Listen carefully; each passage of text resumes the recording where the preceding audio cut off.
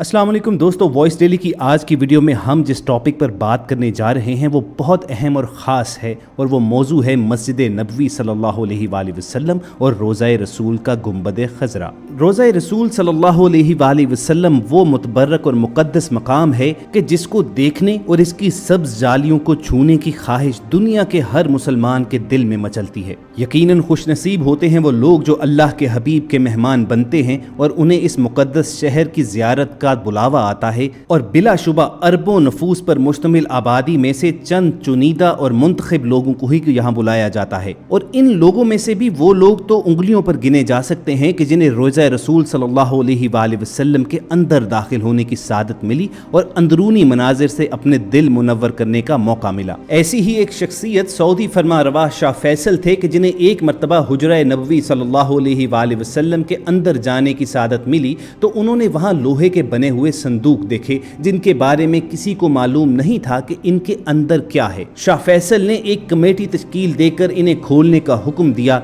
इशा की नमाज के बाद ये संदूक खोले गए तो इनमें से क्या निकला यही आपको तफसीलन बताना है, मगर पेशतर इसके कि इन ज़ियारात मुक़द्दसा के सफ़र पर आपको अपना हम सफ़र बनाएं। आपको एक याद दहानी करवा दें कि आप रेड बटन पर क्लिक करके और बेल आइकॉन को प्रेस करके वॉइस डेली के सब्सक्राइबर बनना मत भूलिए ताकि ऐसी इस्लामी, तारीखी और मालूमात भरी वीडियोज़ आपको रोज़ाना की बुनियाद पर मिलती रहें।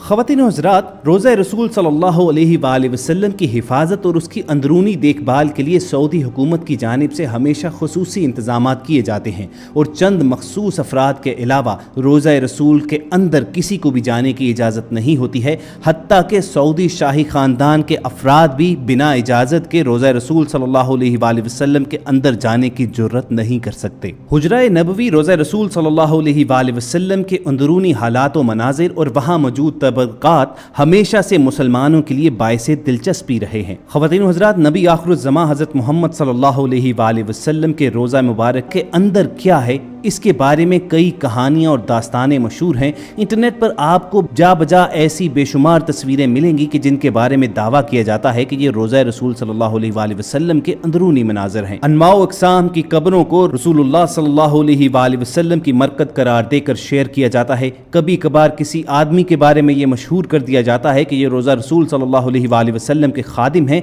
और अंदर जाने की इजाज़त सिर्फ इन्हें ही है। सच यही है कि ऐसे तमाम दावे बातिल हैं। हकीकत क्या है और रोज़ा शरीफ के अंदर क्या है और क्या वाक़यतन किसी को रोज़ा रसूल सल्लल्लाहु अलैहि वसल्लम में मुस्तकिल अंदर आने जाने की सहूलत मैसर है? इन तमाम बातों के जवाबात सऊदी हुकूमत ने हालिया ही एक डॉक्यूमेंट्री में दिए हैं जिससे तमाम खुराफात का खात्मा होता है और तमाम सवालों के जवाब मिलते हैं। पहली मरतबा रोज़ा रसूल सल्लल्लाहु अलैहि वसल्लम के अंदरूनी मनाजिर अल्फाज में बयान करते हुए शेख आयज़ बिन अमर ने 7 ऐसे हक़ाइक़ बयान किए कि जो लोगों के इल्म में नहीं हैं। शेख आयज़ बताते हैं कि सऊदी फरमा रवा शाह फैसल भी वो शख्सियत हैं कि जिन्हें रोज़ा रसूल सल्लल्लाहु अलैहि वसल्लम के अंदर जाने की सादत हासिल हो चुकी है। शेख आयज़ बताते हैं कि वो जब शाह फैसल के हमरा रोज़ा रसूल सल्लल्लाहु अलैहि वसल्लम के अंदर दाखिल हुए तो वहाँ का मंजर ही कुछ और था। उन्होंने देखा कि रोज़ा मुबारक के अंदर लोहे से बने हुए बड़े संदूक मौजूद हैं और वो तमाम के तमाम मुकफ्फल यानी उन पर लॉक लगे हुए थे। यूट्यूब पर मौजूद अपने एक इंटरव्यू में शेख आयज़ बताते हैं कि हम नहीं जानते थे कि उन संदूकों में क्या है। चुनाचे रोज़ा रसूल से वापस आने के बाद शाह फैसल ने एक शाही हुक्मनामा जारी किया और एक कमेटी तश्कील दी ये जानने के लिए कि उन संदूकों को खोला जाए और ये मालूम किया जाए कि उनके अंदर क्या है। ये संदूक दरअसल सल्तनत उस्मानिया के ज़माने ही से रोज़ा मुबारक में मौजूद थे। एक शाम को शेख आयज़ अपने साथ एक नुमाइंदा लेकर रोज़ा मुबारक के हुजरे में दाखिल हुए। उनके साथ ज़ेवरात का माहिर एक शख्स भी था। हुजरा नबवी सल्लल्लाहु अलैहि वसल्लम में दाखिल होकर मुकफ्फल संदूकों के ताले खोले गए और अशिया का जायजा लेना शुरू किया गया। शेख आयज़ बताते हैं कि जिस संदूक का सबसे पहले मुआयना किया गया उसमें सोने के ज़ेवरात पाए गए, जबकि दूसरे संदूक से चांदी की जंजीरें बरामद हुई जो किसी ज़माने में खाना काबा और रोज़ा रसूल के दरवाजे से मुंसलिक थी। हमें हुजरे से नबी करीम सल्लल्लाहु अलैहि वसल्लम की ज़ात से मुंसलिक भी कुछ तबरकात मिले। कमेटी ने 15 रोज़ तक تک حجرے میں موجود اشیاء کا جائزہ لیا اور بعد ازاں حجرے سے ملنے والے زیورات کو مدینہ منورہ کے میوزیم میں رکھنے کی تجویز پیش کی گئی۔ آج یہ تمام نوادرات مدینہ منورہ کے میوزیم میں رکھ دیے گئے ہیں تاکہ عام لوگ بھی ان کی زیارت کر سکیں۔ خواتین و حضرات، یہاں پر ایک وضاحت نہایت ضروری ہے کہ شیخ آئز بھی اصل قبر مبارک تک رسائی نہیں رکھتے تھے۔ جیسا کہ ہم سب کو معلوم ہے کہ حضرت صلی اللہ علیہ وآلہ وسلم کا وصال ام المومنین حضرت عائشہ صدیقہ رضی اللہ تعالی عنہا کے حجرہ مبارک میں ہوا تھا اور وہیں آپ کی تدفین ہوئی تھی۔ اس کے بعد حضرت ابو بکر اور حضرت عمر رضی اللہ تعالی عنہم بھی وہیں پر مدفون ہیں۔ اس طرح روضہ شریف کے اندر 3 قبریں موجود ہیں۔ اگر آپ کو انٹرنیٹ پر کوئی بھی ایسی تصویر ملے کہ جس میں صرف ایک قبر دکھائی دے رہی ہو تو یہ جان لیجئے کہ یہ تصاویر جعلی ہیں۔ ویسے بھی رسول اللہ صلی اللہ علیہ وآلہ وسلم کی مرقد مبارک کی اصل تصویر دنیا میں موجود نہیں ہے، اس لیے کہ آخری مرتبہ جب کوئی رسول اللہ صلی اللہ علیہ وآلہ وسلم کی اصل قبر مبارک تک گیا تھا تو یہ 550 سال پہلے کا واقعہ ہے۔ وہ حجرہ شریف جس میں آپ اور آپ صلی اللہ علیہ وآلہ وسلم کے اصحاب کی قبریں ہیں، اس کے گرد ایک 4 دیواری ہے۔ اس 4 دیواری کے بعد اس کے ارد گرد ایک اور دیوار کھینچی گئی جو 5 کونوں پر مشتمل ہے۔ یہ خصوصی دیوار حضرت عمر بن عبدالعزیز نے اپنے دور خلافت میں بنوائی تھی اور اس 5 کونی دیوار کا مقصد اسے خانہ کعبہ کی مشابہت سے بچانا تھا۔ اسی 5 کونے والی دیوار پر ایک بڑا سا سبز رنگ کا غلاف یا پردہ ڈالا جاتا ہے۔ یہ دیواریں بغیر دروازوں کے ہیں، چنانچہ کسی کے بھی ان دیواروں کے پاس اصل قبر مبارک تک پہنچنے کا سوال ہی پیدا نہیں ہوتا۔ جو بھی سربراہان مملکت کو آج تک روضہ شریف کے اندر داخل ہونے کا شرف حاصل ہوا ہے وہ اس 5 کونی دیوار پر پڑے سبز پردے تک ہی جا پاتے ہیں۔ روضہ رسول صلی اللہ علیہ وآلہ وسلم پر سلام عرض کرنے کی غرض سے جب زائرین سنہری جالیوں کے پاس کھڑے ہوتے ہیں تو سنہری جالیوں کے پار انہیں بس یہی 5 کونی دیوار پر پڑا ہوا سبز پردہ نظر آتا ہے۔ گزشتہ 1300-1400 برس میں اس 5 دیواری حجرہ کے اندر سوائے 2 افراد کے کوئی نہیں جا سکا۔ پہلی بار 91 ہجری میں حضرت عمر بن عبدالعزیز رحمت اللہ کے دور میں ان کا غلام اور دوسری بار 881 ہجری میں معروف مورخ علامہ اسمہودی کے بیان کے مطابق وہ خود اس 5 دیواری حجرے کے اندر گئے۔ آخری بار 881 ہجری میں حجرہ نبوی صلی اللہ علیہ وآلہ وسلم کی دیواریں پرانی ہو جانے کے باعث ان کی تعمیر نو اور ان کی زیبائش و آرائش کرنا پڑی۔ اس وقت نامور مورخ اور فقیہ علامہ نور الحسن اسمہودی مدینہ منورہ میں ہی موجود تھے اور انہیں حجرہ مبارک کی دیواروں کے تعمیر نو کے کام میں حصہ لینے کی سعادت نصیب ہوئی۔ علامہ اسمہودی لکھتے ہیں کہ 14 شعبان 881 ہجری کے دن 5 دیواری کو مکمل طور پر ڈھا دیا گیا۔ دیکھا تو اندرونی 4 دیواری میں بھی دراڑیں پڑی ہوئی تھیں، چنانچہ وہ دیوار بھی گرا دی گئی۔ اب ہماری آنکھوں کے سامنے مقدس حجرہ تھا۔ مجھے وہاں پر داخلے کی سعادت ملی۔ میں شمالی سمت سے داخل ہوا تو خوشبو کی ایسی لپٹ آئی جو زندگی میں کبھی محسوس نہ ہوئی تھی۔ میں نے رسول اقدس صلی اللہ علیہ وآلہ وسلم اور آپ کے دونوں خلفائے راشدین کی خدمت میں ادب سے سلام پیش کیا۔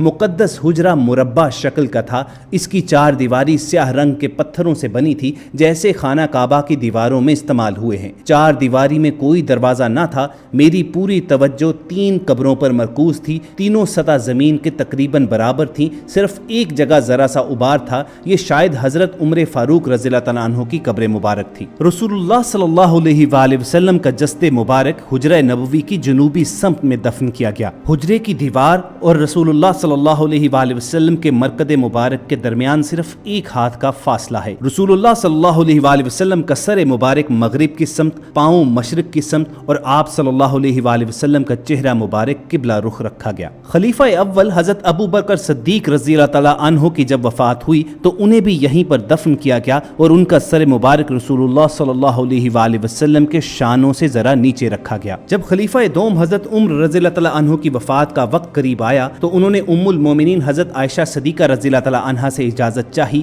کہ وہ اسی حجرے میں دفن ہونا چاہتے ہیں۔ ام المومنین نے اصرار کرتے ہوئے یہ اجازت دے دی، اگرچہ اس سے قبل وہ خود وہاں پر دفن ہونے کا ارادہ رکھتی تھی۔ حضرت عمر رضی اللہ تعالیٰ عنہ کی تدفین کے بعد ام المومنین حضرت عائشہ صدیقہ نے حجرہ میں ایک دیوار کھینچ دی اور یوں یہ حجرہ 2 حصوں میں تقسیم ہو گیا۔ خلیفہ ولید بن بن عبد الملک کے دور میں یہ دیوار گر گئی۔ حضرت عمر بن عبد العزیز رحمۃ اللہ علیہ نے اندر جا کر اس کا معائنہ کیا تو دیکھا کہ یہ دیواروں کا گرنا قبر مبارک پر ہوا ہے اور اس سے حضرت عمر رضی اللہ تعالیٰ عنہ کے پاؤں مبارک ظاہر ہو گئے تھے۔ عمر بن عبد العزیز نے اس حجرے کے ارد گرد کالے پتھروں سے ایک مربع شکل دیوار تعمیر کروا دی اور اس مربع شکل دیوار کے باہر ایک 5 کونوں والی دیوار بھی بنائی گئی۔ حرمین شریفین کے امور کے محقق محی الدین الہاشمی لکھتے ہیں کہ حجرے میں داخل ہونے کا واحد راستہ سبز رنگ کا مشرقی دروازہ ہے جو 600 برس سے زیادہ پرانا ہے۔ داخل ہونے کے بعد ہی سامنے سفید رنگ کا سنگ مرمر ہے جس کو شاہ فیصل شہید کے دور میں بنایا گیا۔ اس کے بعد سیدہ فاطمہ رضی اللہ تعالیٰ عنہا کا تخت ہے اور اس کے عقب میں ان کی محراب ہے۔ تخت وہ مقام ہے جہاں سلاطین اور حکمرانوں کی جانب سے پیش کیے جانے والے قیمتی تحائف کو رکھا جاتا تھا۔ اس تخت میں موجود تمام اشیاء کو ٹرین کے ذریعے استنبول کے توپ کاپی محل پہنچا دیا گیا تھا جہاں وہ آج تک محفوظ ہیں اور لاکھوں کروڑوں لوگ آج بھی تبرکات روضہ رسول صلی اللہ علیہ وآلہ وسلم کی زیارت کرتے ہیں۔ تو دوستو یہ تھی روضہ رسول صلی اللہ علیہ وآلہ وسلم کے اندرونی مناظر کی تفصیل جو وائس ڈیلی کی ٹیم نے آپ تک پہنچائی۔ ہمیں پوری امید ہے کہ اس ویڈیو سے آپ کی انفارمیشن میں ضرور اضافہ ہوا ہوگا۔ اگر آپ کو وائس ڈیلی ٹیم کی یہ کاوش پسند آئی ہو تو اسے لائک کر کے فیس بک اور واٹس ایپ کے ذریعے زیادہ سے زیادہ لوگوں تک پہنچائیے، اور اگر ایسی اسلامی تاریخی اور معلوماتی ویڈیوز آپ فیوچر میں بھی حاصل کرنا چاہتے ہیں تو وائس ڈیلی کے سبسکرائبر بننا مت بھولیے۔ ایسے ہی کسی اور سیشن کے ساتھ دوبارہ آپ سے ملاقات ہوگی۔ اپنا اور ارد گرد کے لوگوں کا خیال رکھیے اور سنتے رہیے وائس ڈیلی۔